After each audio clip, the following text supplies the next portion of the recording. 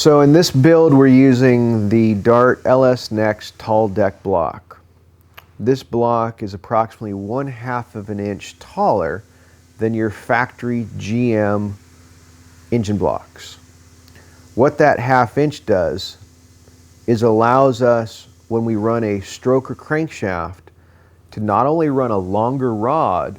which gives us a better rod stroke ratio, but the main reason is with a longer stroke crankshaft, it allows the piston to 100% of the time to be always supported within the cylinder itself. Anytime you stroke a standard deck GM block that is 6.2 liters and smaller, and you put a crankshaft that has a stroke that's larger than 3.622 inches,